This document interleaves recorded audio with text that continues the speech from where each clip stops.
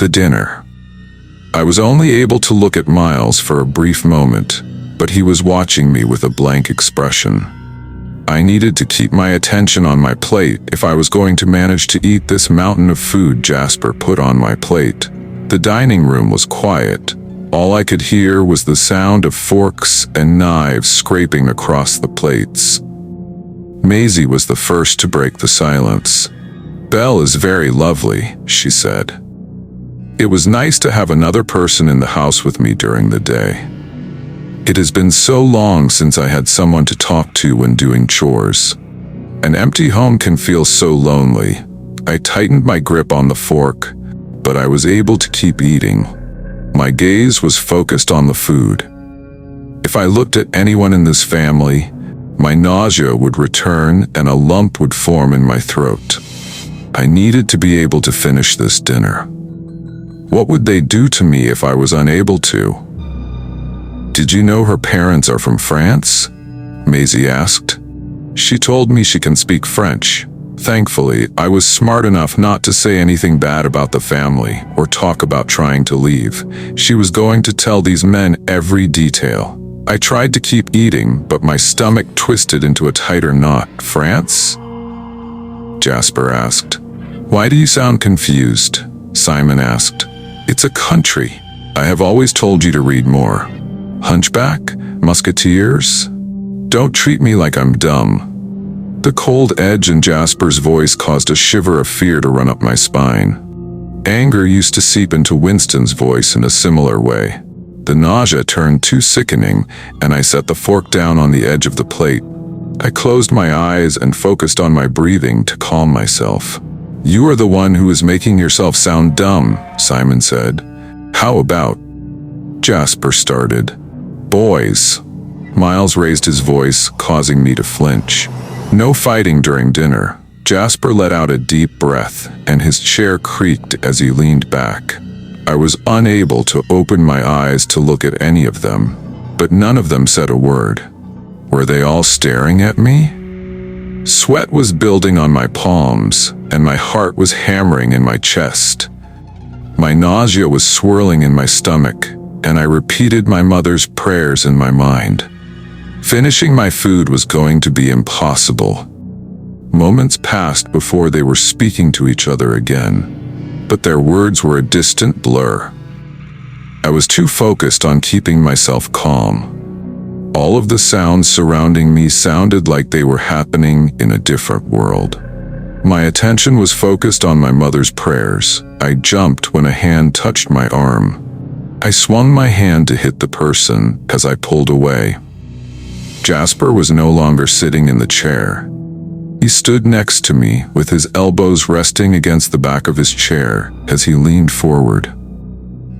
The sleeves of his shirt were rolled up to his elbows.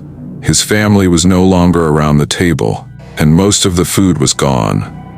Luckily, my plate of half-eaten dinner had disappeared. How much time had passed? "Come with me," he said. "Where?" I asked. "To my room."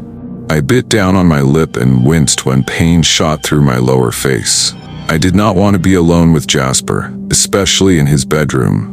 If I refused and fought against him, Miles would cover my face with that horrendous cloth, and I would be unconscious until the morning.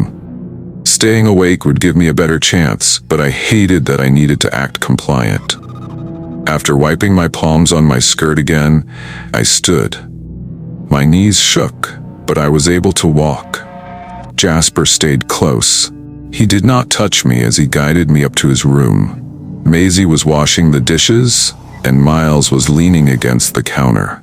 He watched us as we walked up the stairs. I repeated my mother's prayers to distract myself from the nightmare I was following Jasper into. When Jasper led me to his bedroom, he pushed his door open without stepping in. I stopped, and he cocked his head to the side to silently gesture for me to enter first. I crossed my arms over my chest and curled my fingers into my arms as I forced myself to go into his room. His bed sheets were still tangled from when I woke up this morning. The white nightgown was crumpled in the mess. I stepped to the side of the room, wanting to force distance between me and the bed. Jasper closed the door behind him. His footsteps were heavy as he walked over to his bed and sat on the edge. He leaned forward so that his elbows were resting on his knees. The summer sun was still bright outside, letting me have a better look at him. His brown eyes were large, but they had a warmth that was absent from Miles's emotionless stare. A small scar was above his one brow. He ran his hand along his jaw, which was forming dark stubble on his tanned skin.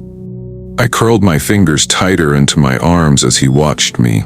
"Why are you so quiet?" he asked. He did not give me any time to answer before continuing to speak. "I know you talk. You were talking to me yesterday. You were screaming before we forced you to rest. You have a voice. Why are you so quiet now? Is this a normal thing with women?" There was no anger in his voice, but a genuine curiosity. "There is nothing for me to say," I said. "Because you're scared of me?" he asked. Again, he did not give me any chance to answer his question before speaking. "Are you always going to be scared? Will you never talk to me? Do you think I'm going to hurt you?" "Will you?" The question slipped from my tongue. Since I woke up in this home, none of them hurt me. They have used the tranquilizer on me twice, but all of the bruises scattered across my body came from Winston. Maisie was even being kind to me today, wanting to talk and making sure I was eating. Soon enough, though, this family would change. This was just the start. Winston did not hurt me when we first met. Jasper furrowed his brows.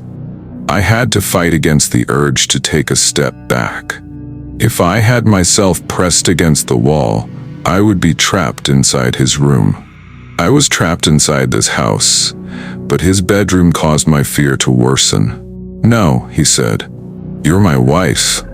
Why would I hurt you? I love you," I gasped. No longer able to fight against my impulses, I took a step back.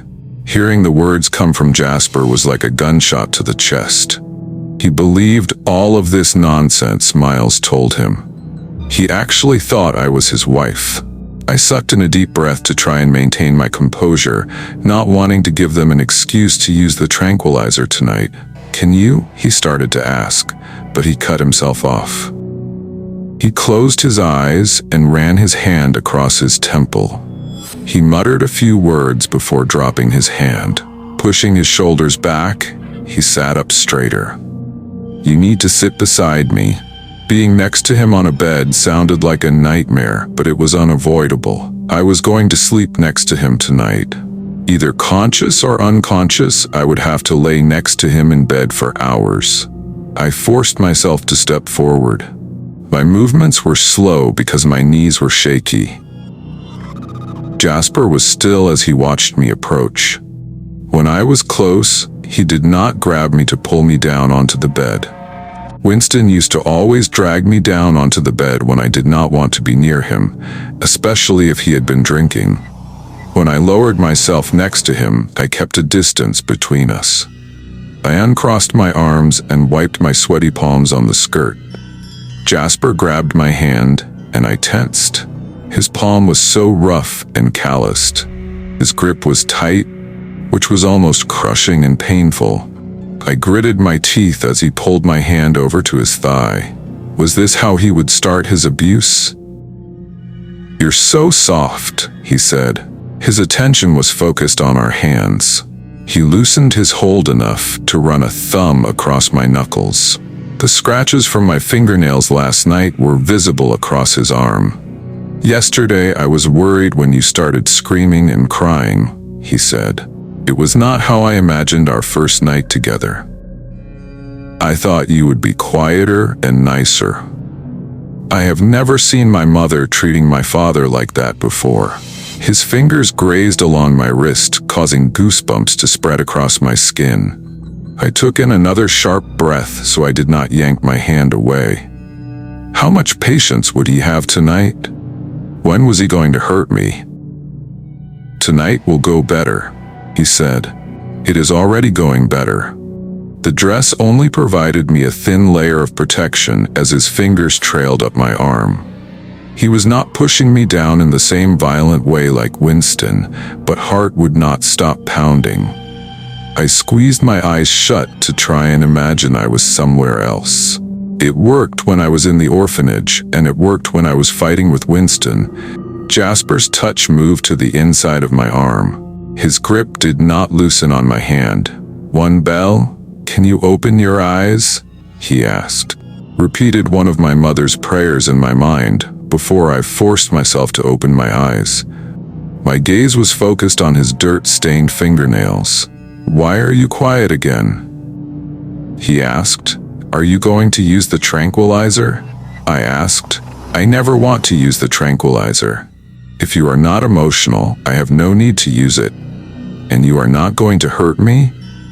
"No, of course not. Why would I hurt you?" Jasper pulled my hand closer to him, forcing me into the side of his body. He was warm, and his muscles were hard. His other hand grabbed the inside of my arm to keep me close. His fingers were close to my breasts, but he did not move to touch me in that way. I could not take my focus off his hands. "Can you?" Jasper stopped himself from asking another question. "Look at me," I muttered another one of my mother's prayers. Was he able to feel the way my body was trembling? He was not hurting me now, but that could change at any moment. I needed to abide with whatever he wanted. My movements were slow as I raised my head, but Jasper waited. He stayed still as I slowly convinced myself to look up at him. I had never been so close to him, and I struggled not to close my eyes again. Jasper let go of my arm and cupped the side of my face. His fingers curled into my hair, causing my scalp to burn. My breath caught in my throat as his gaze fell to my lips. Before I could try to pull away, Jasper closed the distance between us. A jolt of pain ran through my injured lip when his touched mine. My gasp gave him the opportunity to move in closer. I closed my eyes and went back to imagining I was somewhere else. I imagined I was not in this farmhouse with a delusional family. I pretended I never had to meet Winston, and I was in my childhood home with my parents. I tried to believe they were alive, and them getting ill was only a nightmare. Winston was the first man I had kissed. After we were married, a few of his drunken friends would kiss me. Winston always laughed as I fought to get them off me. He always found my misery amusing. This kiss with Jasper was different. His breath did not taste like cheap alcohol. He had a tight grip on my hair and hand, but he was not trying to rip off my clothes. His breathing was heavy, but he was showing restraint. How soon would this all disappear? I stayed still while he kissed me, not wanting to encourage or anger him. Pain exploded across my bottom lip when he kissed me harder, causing me to whimper. When Jasper pulled back, he did move his hands. His eyes were hooded as he tried to catch his breath. A crimson smear was spread across his lip, and a warm trickle ran down my chin. He let go of my hair to wipe his thumb across my chin. I caught a sight of dark crimson across his skin before he ran his thumb over his own lip. With the collection of my blood, he placed his thumb into his mouth and sucked it clean. A disgusting shiver ran across my skin. I covered my lip with my hand to stop him from touching my blood again. "That was amazing," he said. "You are perfect." I closed my eyes again and lowered my head. I placed my forehead against his arm, praying he would not try to kiss me again. He tensed from my touch, and his grip tightened on my hand. "Are you tired?" he asked. "Do you want to sleep?" "Yes," I said. If I was asleep, or if Jasper believed I was asleep, there was a chance he would not force himself on me. He may touch me, but I would have to lie still to protect myself. He was so large, fighting him off me would be futile. Jasper let go of my hand. I crossed my arms over my chest and pushed myself back. His brows furrowed as he stood and grabbed the white nightgown I wore last night off the floor and placed it on the foot of the bed. "Do you need help?" he asked. "No," I said. Jasper watched me for a few seconds before turning. I hoped he would leave and give me some privacy, but he returned to the closet. His back was to me, and he pulled his shirt out from his trousers before reaching for the buttons. This was my chance to get into the nightgown without him watching. My fingers fumbled with the buttons on my dress as I rushed. I glanced toward Jasper to make sure he was still facing away from me.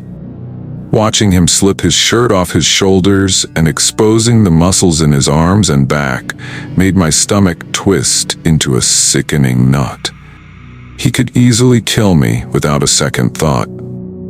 The tremble in my hands worsened, and I had to look away so I could hurry into the nightgown. A smear of blood was across the sleeve of the dress, but I left it crumpled on the floor.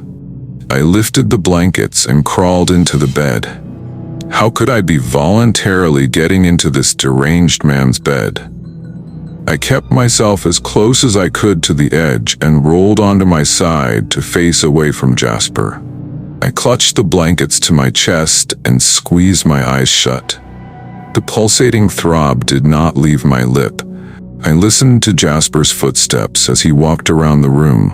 He let out a deep breath before lifting the blankets. The bed dipped as he laid next to me. My muscles tensed, but he did not touch me. The summer sun had yet to set fully. "How long would it take him to fall asleep?" "Belle," Jasper said.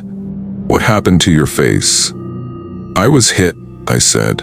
"By your first husband?" "Yes," I tightened my grip on the blankets. Jasper shifted his weight on the bed, but I did not turn to look at him. Was he lying on his back or on his side facing me? "Would he hit you?" Jasper asked. "We were having an argument," I said. "About what?" "I wanted to leave a tavern, and he wanted to stay. He cared more about alcohol than you." My eyes burned with tears, but I refused to cry. I let go of the blankets with one hand and rubbed my brow.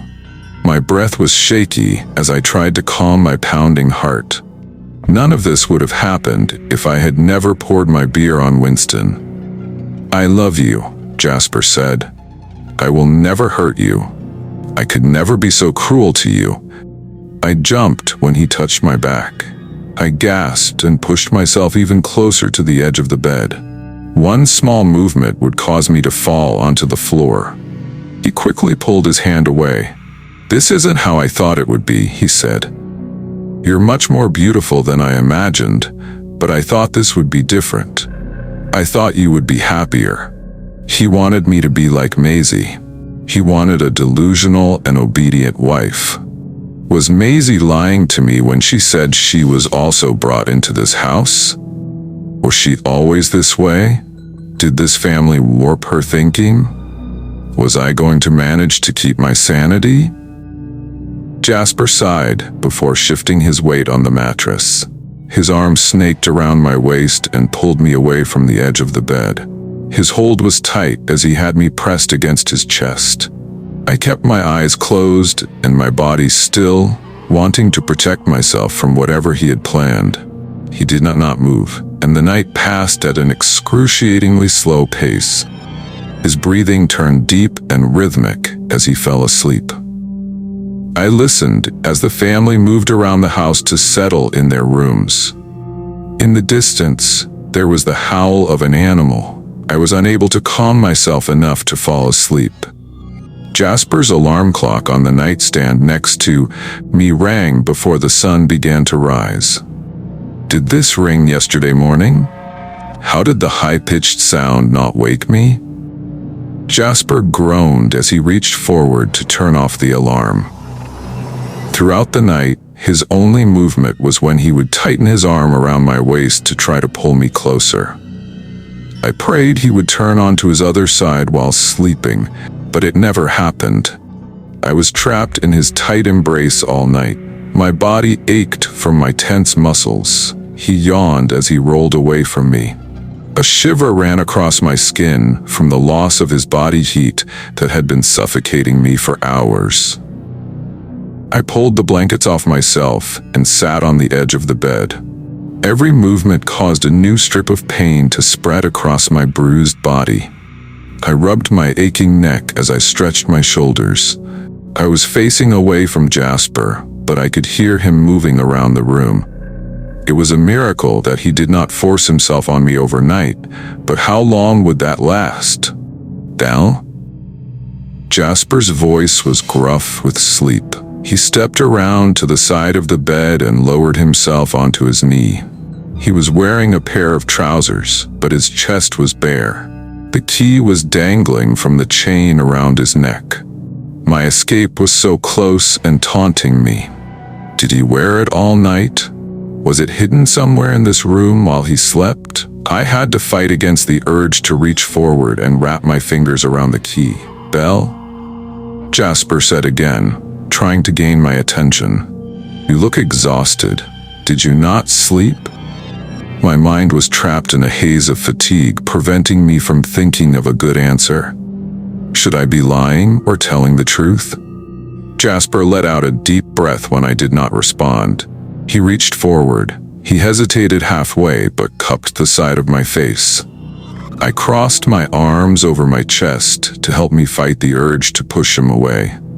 Do you need help getting changed? He asked. I shook my head, but Jasper did not remove his hand. He stretched out his thumb across my cheek and leaned in closer. His gaze lingered on my lips.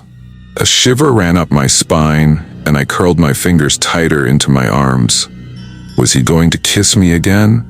Would the kiss turn into something more violent and physical? Yesterday was better, he said. Today needs to be even better.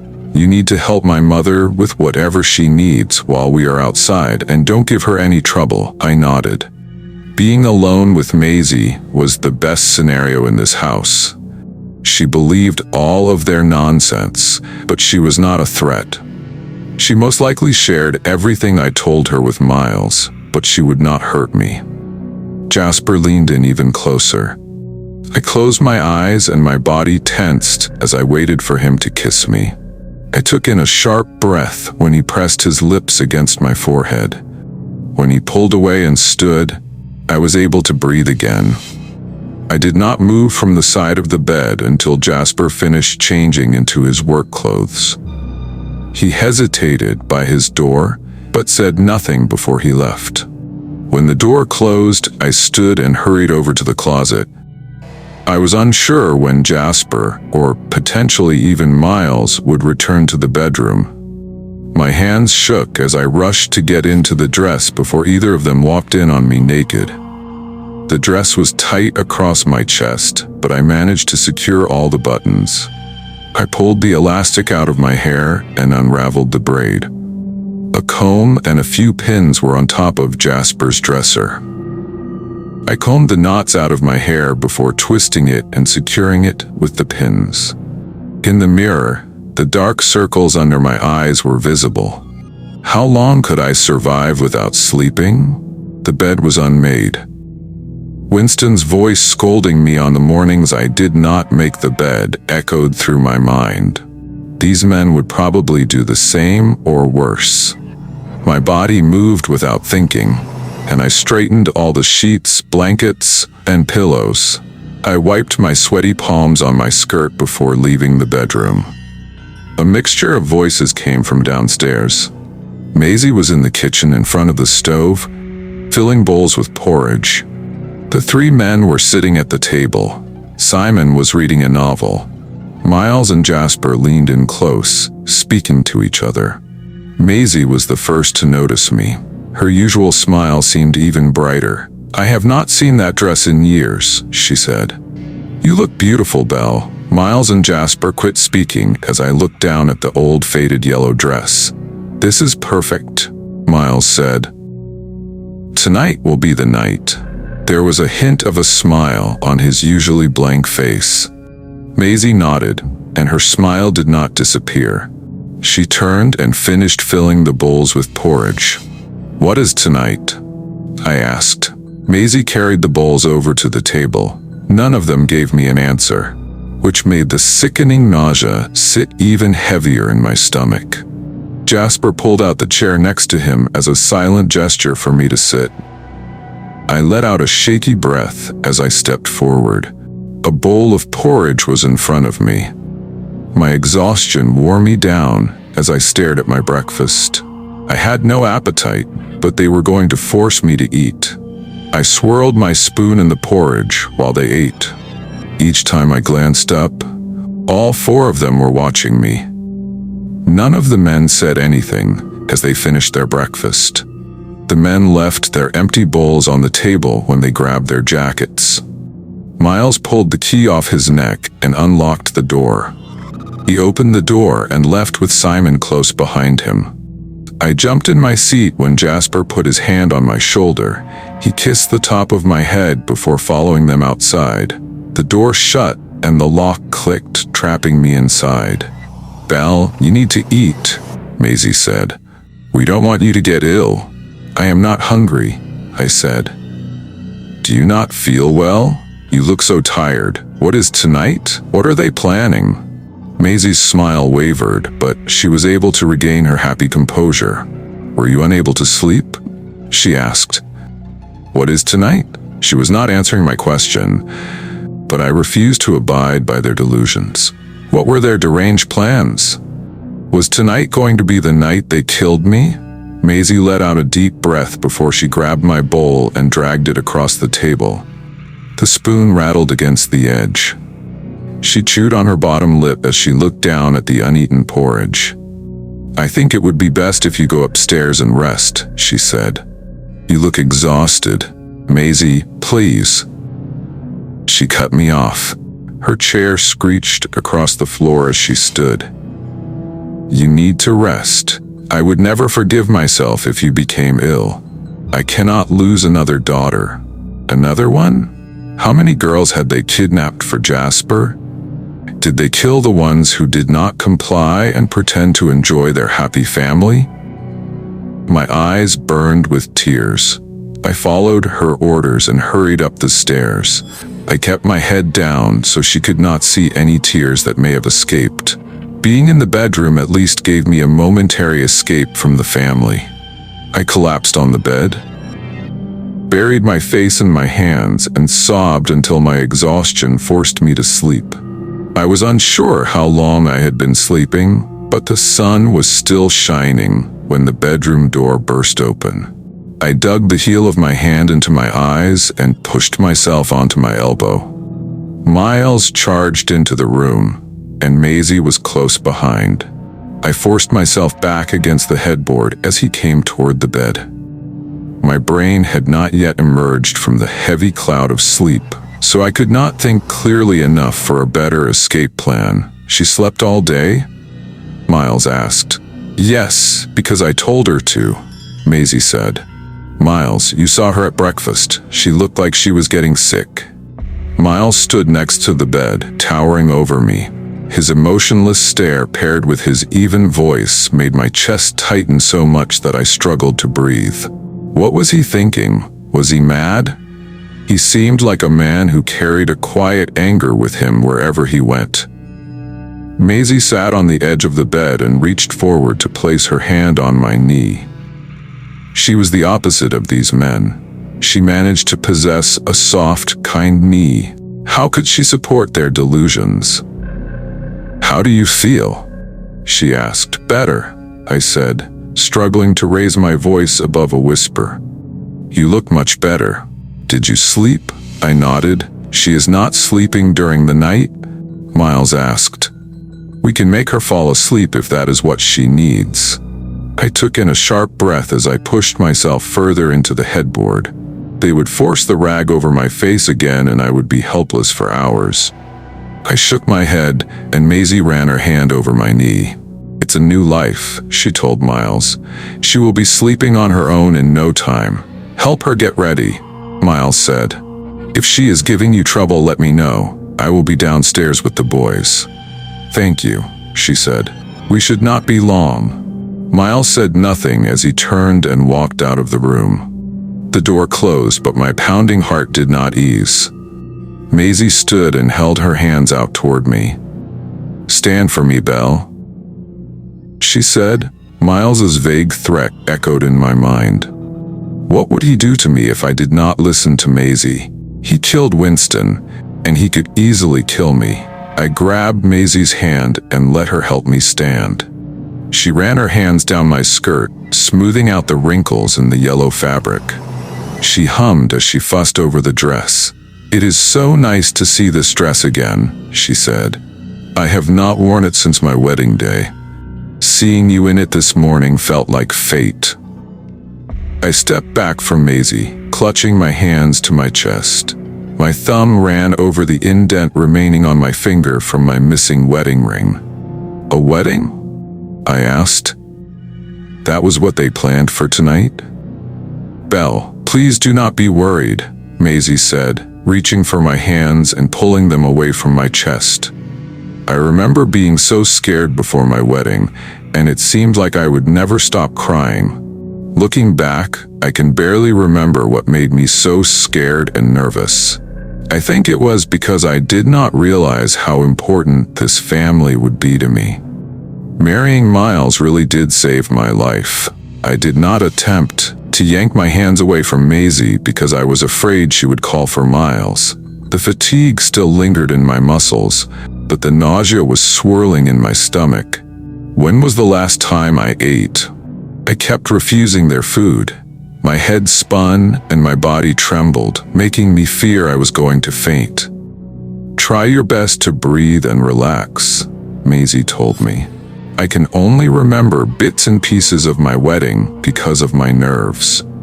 Miles has told me that he still remembers every little detail, and it makes me so jealous. We have been married for over 20 years. I would love to have his memory. It must have been a special night. Maisie let go of only one hand. She combed back my stray hairs with her fingers. My grip tightened on her hand, like she was the only way to stay on my feet. She must have thought she was comforting me because her smile widened. "We are all so happy to have you here," she said. "It is time to officially bring you into our family. You are a Wilcox now."